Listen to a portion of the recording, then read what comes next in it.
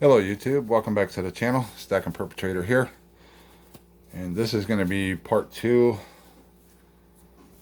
of a video I was trying to do about my stacking strategy, stuff that I'm buying, deals, the kind of deals that I'm finding, just trying to give you some opportunities to look out to get silver cheaper, explain to you that I'm going to switch my buying habits on silver, and I'm going to focus more. I'm going to focus more of my buying of silver. I'm going to be buying it at spot, and I'll explain. Hopefully it'll make sense. Some of you won't agree with it, but you know what? I'm not telling you how to do your stack. I am just, you buy the stuff you like, you stack the way you like. My videos are about what I do, my collections, how I do things, how I collect it, what I stack, what I save, what I'm putting aside to sell, some of my trades and whatnot. So I am not a financial advisor. You make your own decisions. I'm just showing you an opportunity, something that I've seen. I'm tired, nobody else liking the higher premiums. I'm going to show you a way that I'm going to switch up and get my silver at spot and try to save myself some money while putting stuff away. And when the premiums come back together with spot, it gets a little better, then I'll reevaluate the situation and I will switch up. I will make my decisions at that point. In part 1, I showed you that I was buying a lot of these sats when I find them. As long as the price is right, my LCS does not try to resell these. It's not even worth their time to put them out because they just piled up in the back corner. Nobody coming in is wanting them. That's good for me because I get a set like this, 20 times face, comes in a box. I have a whole bunch of these, 20 times face. If I decide to crack them out, I'm only paying 19 times face, or actually 18. I'm paying 18.94 times face at today's market price. My LCS on this stuff here, the Walkers, the Kennedys, the Benjis, the Roosevelts, your Merc Dimes, they are steadily coming up to 24 an ounce or 24 times face. I've literally been in the store where in the shop where they've had several customers ask about it. They've bought several rolls of Kennedys, or if they have some Walkers, they picked out a roll of Walkers, some Kennedys, a few Benjis, even the Washington quarters, whatever. And I've literally here recently, they've charged them 24 times face. They have charged me, even with that, at the same time, they're charging me 22. So right now, the most I've paid is 22 times face, except for a couple of commemoratives that I bought. And they said they had to charge me the 25 times face for those. But anyways, let's move on to what I'm doing. I know most of you like the Britannias. They're pretty. I don't care for them. I have a couple in my collection. This is my only maple. I forgot about this one when I traded my silver, some generic silver. I had 6 of these. I forgot about this one. I traded off the 6 that were just as god awful with the milk spotting, and I traded for gold. I did that at basically 64 to 1 because I traded off 128 ounces and I got almost 2 ounces of gold. I got the $20 was at the St. Gaudens, and then I got 2 eagles, which is the princess and then the Indian head. So I got those. All 3 of those coins combined are slightly less than 2 ounces. Those are in my stack. A lot of people like the Philharmonics. Obviously, we know about the American Silver Eagle. I don't have one out because those are all in album collections. And then we have this just a generic round because I do not have any buffaloes, because I traded my 1 tube of buffaloes, of 20 buffaloes. That was part of my silver for gold trade.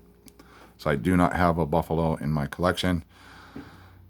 I may have one somewhere, but the only ones I knew of were the 20 that I had. But when I talk about generational wealth, you've heard the news is shrinking, and they're claiming that it's lopsided and the rich have and the poor don't and everything. But the biggest problem I've seen is the last few generations, they're not trying to save anything. They're not trying to collect anything. When they do get some money, the first thing they do is they run out and either they're house poor because they bought a house as part of the collapse that we just had in the 2008, 9 through 11, whatever that ordeal was, the housing collapse. Bought a house that they shouldn't have bought because it was too much for them. Nowadays, I see, because most of my work for my business is in low income and HUD housing, and it just cracks me up to roll in and see somebody living in government housing, and yet there's a 2020 or 2021 charger, and I'm not talking a basic charger, I'm talking the one that you get 2 keys with. One is just regular driving. The second one converts. When you put that key in, you get the high performance. I don't get it. Hey, not one to tell you how to tell people to spend their money, but I see that, and it just cracks me up, because at the same time the same people holler about they don't have any money. Well, I know why, but I don't tell them what I think. Everybody's grown enough to make their own decisions and do what they want. But what I'm going to focus on here is I'm changing my buying habits to buy my silver at spot. Meaning, as I've showed you, I've picked up some of these spoons. I've showed an episode with the salt and pepper shakers. I showed you my cigarette case and matching lighter that is sterling. Everybody, the magical sterling silver letter opener I got in $1. Was in a toolbox. I dug it out, paid $1 for it. Use it every day since I've had it, or almost every day.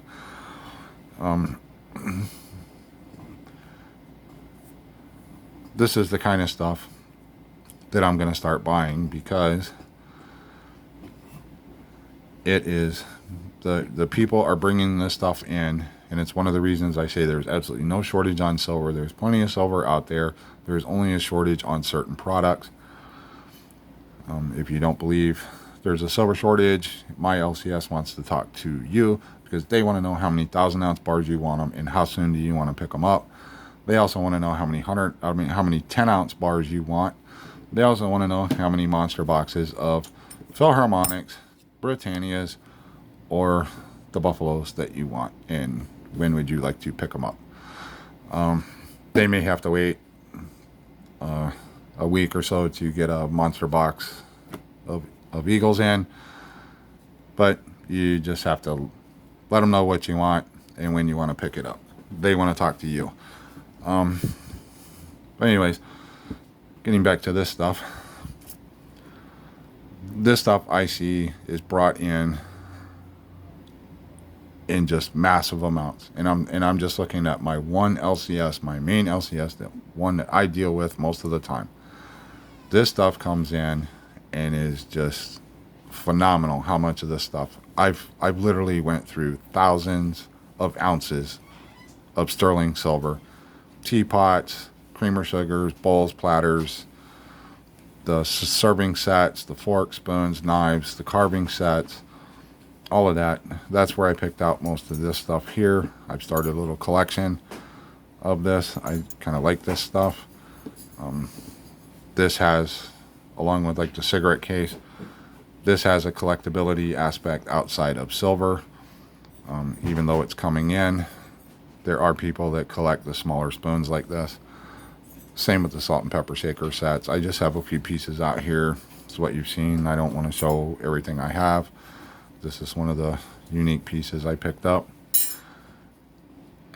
When I buy this stuff from my LCS, they charge me one of two prices, depending on what they have, and it's generally a minimum of 100 ounces in the box.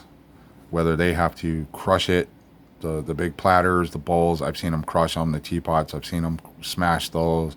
Creamer sugars, I've seen them smash them. Cups, vases, sterling things, they've crushed them. Obviously, the weighted stuff, they've already got rid of all the concrete and clay and putty and stuff inside those that weighted them down. They've got rid of that. They just mash it up however they can to get it in a box, and they send it out. And they send one of these boxes out almost on a daily basis. It's 100 ounces almost on a daily basis from one LCS going to the refiner, the smelter. When I pick through and I pick out certain pieces, they will weigh it up on a scale and they will charge me one of two prices. They will either charge me exactly, depending on the volume they have going out, they will charge me exactly what the smelter is going to pay them, which is slightly back of spot. Or at the maximum, if I'm just getting, say I was just getting 2 pieces, they would just weigh it up, do the calculation, and charge me exact spot price. No premiums, no ups, no right at spot. That's the maximum price I pay when I buy this stuff. So technically, I am getting, even though it's $9.25, I am getting silver at spot price.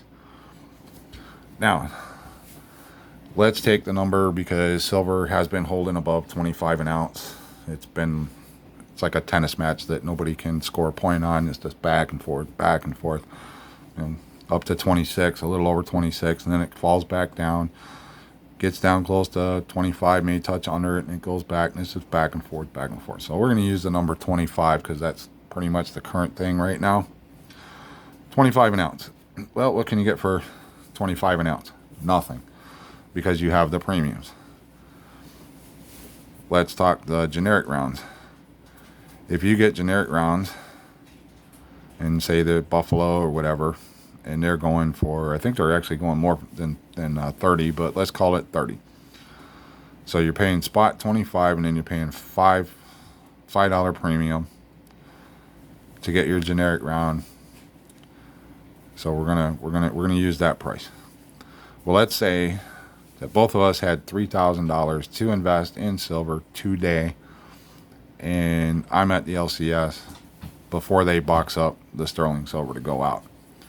You go in with your 3,000, and you tell them you want 100 of the generic rounds, $300 out the door. You got 5 tubes.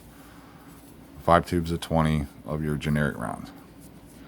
Me, on the other hand, I go through their sterling silver and I pick out $3,000 worth, which at spot, the 25, I'm going to get 120 ounces of silver,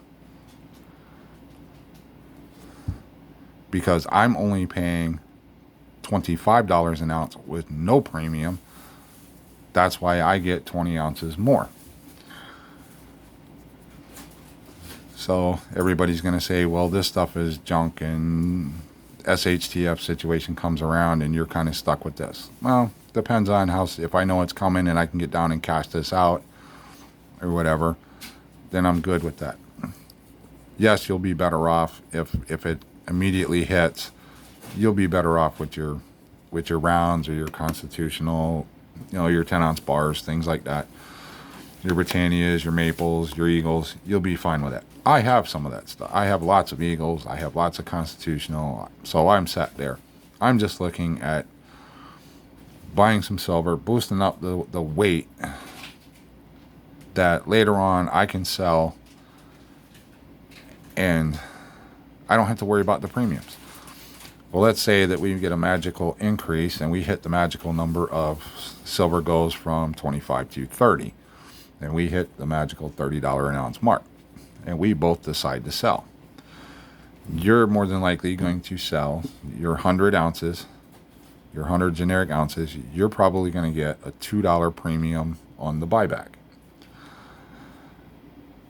So you're technically going to sell your silver at $32, but you're only going to make that $2, and the only reason you're getting that $2 is because they're paying you $2 over spot. So keep that in mind.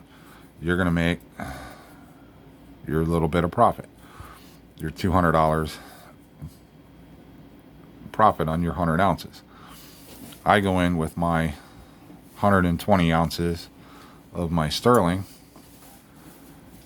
and guess what's going to happen with the sterling? You guessed it, and this is going to be one of your arguments. But they're going to buy it back of spot. This is true. But I'm going to get, depending on the LCS I go to, if I go to my LCS, because I'd be bringing in a big quantity that they know where it come from, and they can turn and burn with it, and they don't have to sit on it. They're probably going to buy back $2 back of spot. So spot hits 30, you're getting 32. I'm only going to get 28. But guess what? I'm going to get more money than you because I have that extra 20 ounces of silver that I had no premiums on. I had no premiums on my first 100 ounces. Even though I'm getting $2 back, I'm getting a $3 profit per ounce because I bought it at 25 and now I'm selling at 28. So I had no premiums. I didn't have to wait. Where I surpass you in your $200 profit is because I had that extra 20 ounces that I'm also selling at 28. Even if they go a step further and they say we're only going to pay you $3 back of spot and I get 27, guess what? My 100 ounces is going to still net me $40 more than the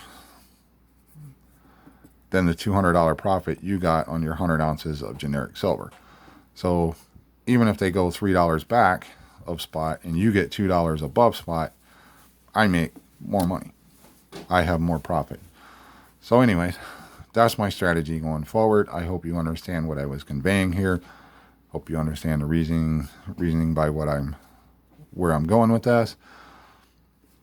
If you like the video, hit the like button and definitely drop me some comments down below. Let me know what you think. Let me know if I'm making the right choice. Let me know if you think I'm totally off my rocker. Let me know. I enjoy reading the comments. And as always, we will see you on the next one.